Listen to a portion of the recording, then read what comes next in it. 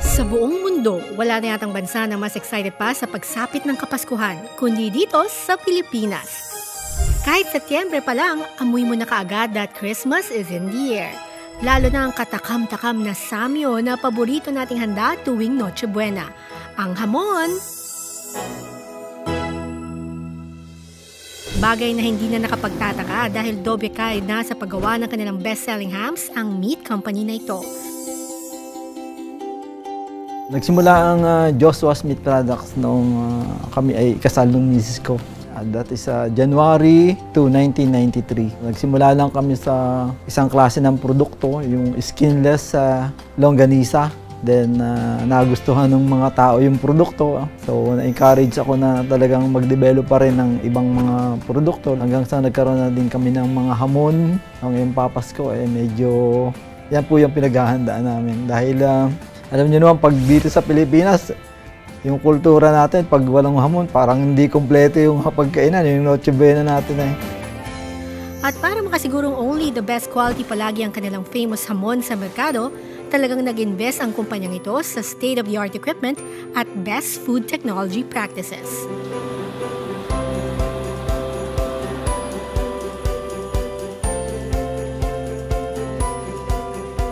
Bukod sa pinananatili natin na masarap ang aming produkto, syempre dapat mataas ang kalidad. Mga ginagamit naming mga karne, sinisigurado po namin na may certificate ng meat inspection galing po sa NMIS. Bukod doon, tinitiyak namin na lahat naka-standardize. And then, yung aming finished products naman po, pinapa-analyze rin po namin yon sa third-party laboratories po. So ito po, lahat ng products, meron kami pong nutritional analysis, may mga microbial analysis, at saka chemical analysis. Lahat po ng products namin, meron pong certificate of product registrations, which is also required by the FDA. Bukod po sa aming license to operate as food manufacturer.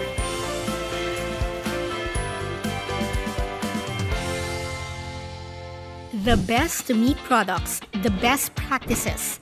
Since 1993, talagang walang palya ang kumpanyang ito sa paghatid ng dekalidad na produkto sa bansa. At sa kanilang pagunlad, kasama rin nila all the way ang kanilang mga empleyado na kapwa-umangat na rin ang estado ng buhay.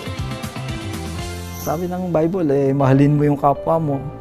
So, para na din ang na mag-extend ka ng tulong sa iba, makatulong ka. Isang pagsunod din yan sa atin, sinasabi ng Panginoon sa atin na mahalin natin yung kapwa natin. Pero hindi lang sa kanilang mga empleyado nagtatapos ang pagtulong. Maging ang kanilang komunidad na ginagalawan, laging nakaakibat ang meat company. Lalo't nasa sentro ng kanilang pamunuan at operasyon ang mabuting aral ng Panginoong Hesukristo. Sa Bible kasi mayroong tinatawag na yung mga malapit sa'yo, maabot mo, yun ang unahin mo. Hindi naman po pwedeng layo-layo ng iba, yun ang unahin. Magaya kung alin yung malapit, kapamilya, kalapit barangay, yun ang unahin mo. Hanggat sa makakaya namin, nag-extend talaga kami ng tulong para sa mga proyekto na makakatulong din sa iba. Isa lang ang Barangay Banilad sa Nagcarlan, Laguna sa marami ng lugar na nabigyang agapay ng Meat Product Company.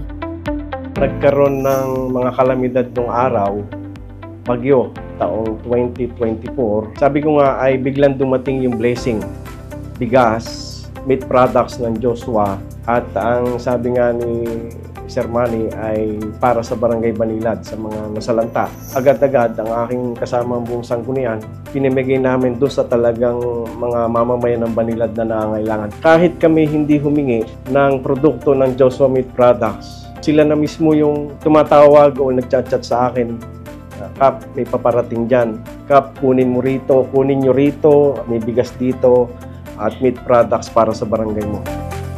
Bukod sa relief goods, aktibo rin ang meat company products sa pagbibigay kaunlaran sa mga residente ng Barangay Banilad.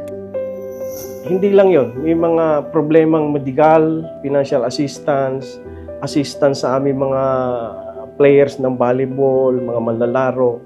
Hindi lang sa aspeto ng pagkain. Kumbaga ay sa iba't ibang anggulo na po pwedeng makatulong ang Joshua Meat Products Company tumutulong at nakakarating dito sa aming barangay. At ang nakakatuwa nga, sabi ko nga, sana ay magpatuloy ang biyayang tinatanggap ng kumpanya ng Joshua Meat Products. Pero para kay Cap Rexibal, ang pinakamalaking naiambag ng meat product company sa kanilang barangay ay ang pagtugon nito sa kanilang pangangailangan na magkaroon ng sariling rescue vehicle.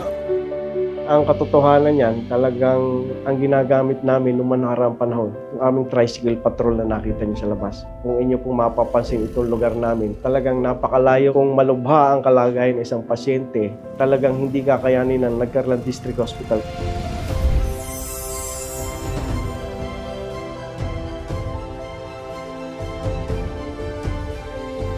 Hindi naman nagatubiling umaksyon ng meat product company at ipinagkaloob sa barangay ang matagal nang inaasam na agapay. Kaya yung ipinagkaloob po ng Joshua Meat Products na yung L300 na yan na rescue vehicle ay talagang magiging malaking tulong para sa aming mga mamamayan ng Barangay Banilan. Sabihin natin answered prayer. Talagang matagal na naming pinapanalangin na magkaroon yan, hindi para sa amin, para sa aming mga mamamayan. Talagang malaking bagay. Basta't may nangangailangan, handa laging tumulong ang meat company product. Dahil ang pag-unlad ay hindi lamang dapat sa kanilang negosyo, dapat laging kasama ang komunidad sa pag-unlad at asenso. Mission ng GMPI, ng Joshua Meat Products na maging blessing tayo sa iba. No? Hindi lang yung mga andito na empleyado, na sila din mismo ay naintindihan nila na kailangan din sa personal nilang buhay makatulong din sila sa iba. Kasi yung pagtulong dapat talagang pinalalaganap kasi marami talagang mga taong ang nahihirapan. Sabi nga kailangan para daw mabago ang ating komunidad ay magsimula sa atin. Kaya tanong mo na, hanggang kailan ka tutulong? Para ka makatulong, kailangan meron kang pinaguhugutan yan. Kaya sabi ng Panginoon, mahalin niyo yung kapwa niyo. Kasi pag minahal niyo sila, matututo din niyang magmahal. Parang habang may buhay, papanalangin natin na makatulong tayo.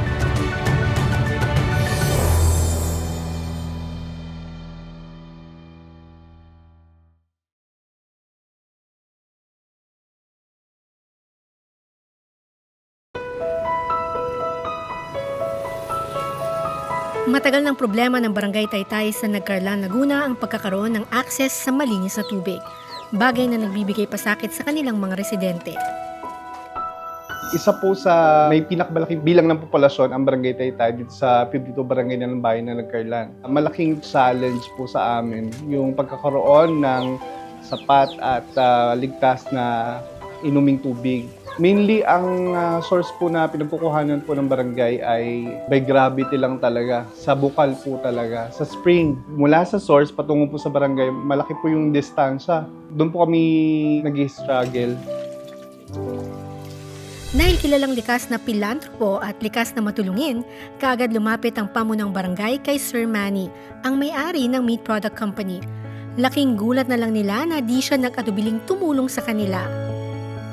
Nakita po ni Sir Manny na yung pangangailangan sa pagkakaroon po ng water reservoir, yung lupa na dapat po ay pagtatayuan ng tangke para po sa tubig inom. Kaya po nag-donate siya na isang lagay na lupa. Strategic lang yung lugar namin kasi medyo mataas dun sa lugar namin dun sa bukid. So sabi ko, sige, ilan ba ang kailangan nyo? Siguro mga 100 square meter, pasok na yung kasi may solar pa eh.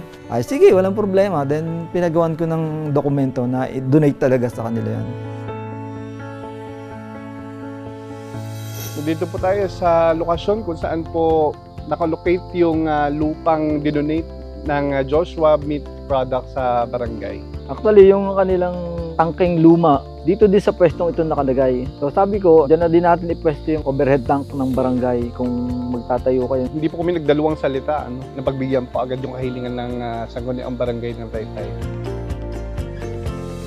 Bilang isang self-made man, alam ni Manny ang kahalagahan ng edukasyon para maiahon ng isang individual ang sarili sa kahirapan.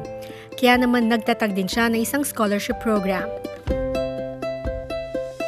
Kasi galing din tayo sa yung hirap mag-aral nung araw, gawa ng mahirap ang buhay. Sa pamamagitan nung ganun, para bang ramdam ko din sa kanila na talagang mahirap mag-aral kung kulang ka sa sa financial na pangangailangan. So sabi ko dun sa isang kaibigan, no, napunta ka sa school, tapos magtanong ka dun kung mayroong mga bata na parang hirap papag-aralin ng magulang. At bibigyan natin ng monthly na support. Isa si Philax sa mga scholar ngayon ni Manny. Kwento ng nanay niya na si Rosa, napakalaking bagay ng educational assistance na ito. Lalo't hirap din sila sa pagtataguyod ng kanilang pang-araw-araw. Kami nga po mag-asawa, hindi nga po kami nakapagtapos ng pag-aaral. Kumbaga high school lang po, ang asawa ko po yung magsasaka po na nakikisaka po kami ng palay po sa kanyang kamag-anak po. Mayroon po talagang time na kinakapos ka po, pero dahil nga sa tulong ni Lord, nakakaahon naman po. Walang posible naman po pagdating sa ganung bagay. Ang importante po sa amin, malakas po kami. Wala po nagkakasakit, malusog po ang mga pamilya namin, ganun po. Mula nang matulungan ng scholarship, kaagad daw nakita ni Rosa ang determinasyon ng kanyang anak at pagiging responsable nito. Sobra pong saya namin kasi 2 years na po yung aming scholar po. Nakita po nila ng sisikap po yung bata na mag-aral, tapos nga po yung baon. Nakita po nila na magsasaka nga po kami, nakakapag-ipon pa po sila eh. Baon po nilang 20 pesos, nagsusubi pa po siya kahit papano. Thankful po ako kay Lord na binigay po sa amin si Sir Manny po. Dahil sa scholarship, nabigyan ng pagkakataon si Philax na mangarap na balang araw ay matulungan din niya ang kanyang pamilya. Ano ang pangarap mo sa buhay? Sundalo po, para po protektahan ang bansa natin. Nagpapasalamat po ako kay Tito Manny sa Joshua Meat Product sa pagtulong sa aking pag-aaral. Baliwala ang pag-asenso ng isang negosyo kung napag-iiwanan naman ito ang kanilang mga empleyado at ginagalawang komunidad. Kaya naman lubos-lubos ang pasasalamat ng mga taga-Nagcarlan sa Meat Product Company na hindi sila kailanman pinabayaan, lalo sa panahon ng lubos na pangangailangan. Talagang tuwang-tuwa ang pasasalamat namin sa Joshua Meat Products sa pamamagitan ni Sir Manny. At sabi ko nga'y papuri sa Panginoon kahit ikaw ay isang pribadong tao at nasa kalooban mo ang pagtulong sa pamamagitan ng Panginoon. Yung tulong ay dadaloy. Lubos-lubos po yung pasasalamat namin. At ako bilang punong barangay ay talagang ipapasalamat ako sa Panginoon sa buhay po ng Sir Manny dahil patuloy po siyang ginagamit para po kapagbigay ng tulong. Kaya naman mas lalo pang paiigtingin ni Sir Manny ang kanyang misyon sa pagtulong. Dahil sa huli, lahat ng kanyang ginagawa ay para rin naman sa kadakilaan ng Panginoong Hesukristo na siyang nagbigay ng biyaya sa kanya upang makatulong sa kapwa. Para ka makatulong, kailangan meron kang pinaguhugutan yan. Sa akin, ang pinaguhugutan ko niyan, yung Diyos na lumikha sa atin, mahal tayo lahat eh. Kaya sabi ng Panginoon, mahalin niyo yung kapwa niyo. Kasi pag minahal niyo sila, matututo din niyang magmahal. Baga, tinatanim yan eh. Kaya tanong mo na, hanggang kailan ka tutulong? Nawa, ilagay lagi sa puso ko at padalan tayo lagi ni Lord ng pantulong, parang habang may buhay, papanalangin natin na makatulong tayo.